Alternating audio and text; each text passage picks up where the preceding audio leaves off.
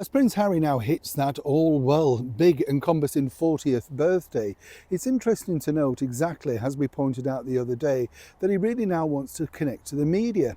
If you remember a few years back, he actually said, didn't he, that he saw his main competition as none other than the very young 11-year-old Prince George, in popularity stakes. You see, Harry had always enjoyed this sort of wonderful relationship with the British media, the worldwide media, as being the fun one, the one with no responsibility.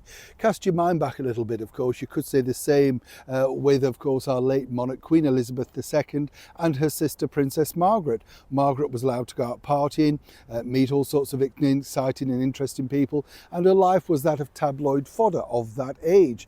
Harry had the same thing, the Las Vegas pictures, nobody will ever forget, right? But what's interesting to note, as ever, is how Harry and his brand new team are trying to craft a brand new look, a brand new sort of visage, as it were, of how he wants to move forward. But as ever, it's down to Meghan. Let me explain.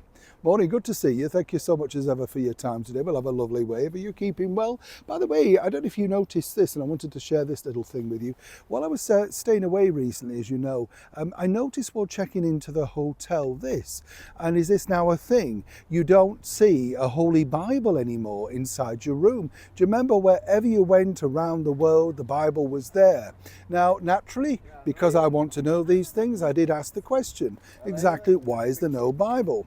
And the bottom line was, we were told, well, we don't want to offend anybody. Now, as far as I could remember, this was a Christian country. We're in, of course, the United Kingdom. Who are they offending? What about me? Could I be offended? Love to know, is this the same sort of thing in your part of the world? As ever, do let me know in the comments below. We know a couple of months back now, Prince Harry, alongside Meghan Markle, had some wonderful, snaps taken of them by a celebrity photographer. And the bottom line was, everybody said, well, what are they for? What's the point of it? And these included their two children. This time, though, not by Miss and Harriman, but by somebody completely different. And the idea really was that they were going to feature in some kind of, I believe, docu-series, perhaps the Invictus ones, and that sort of went to pot.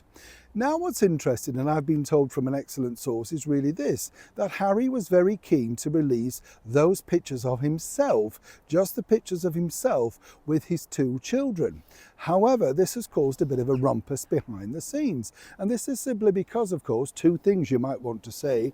The idea really is to celebrate Harry and his 40th birthday alongside the two most important people in his life, his two children. But of course, Meghan has to be the most important thing. And the idea was really, should it be just him with the children or her alongside him with the full family, a sort of an official sort of release. But as we know, Harry and Meghan don't like the British media and they don't want to be seen as copying Catherine. And the reason why this really fell apart at the 11th hour was they had no idea that that spectacular video by Catherine, the Princess of Wales, which showed her frolicking alongside Prince William in that wonderfully arty film alongside their three children. Well, Meghan's now very concerned about this seen as copycat sort of publicity. And so right until the 11th hour of recording this, we're not sure if Harry on his birthday will have the gumption, guts, or indeed be free to allow to release those particular pictures. Either way, it just goes to show who's truly blown out the candles on Harry's 40th birthday. Neil Sean in the very heart of Yorkshire.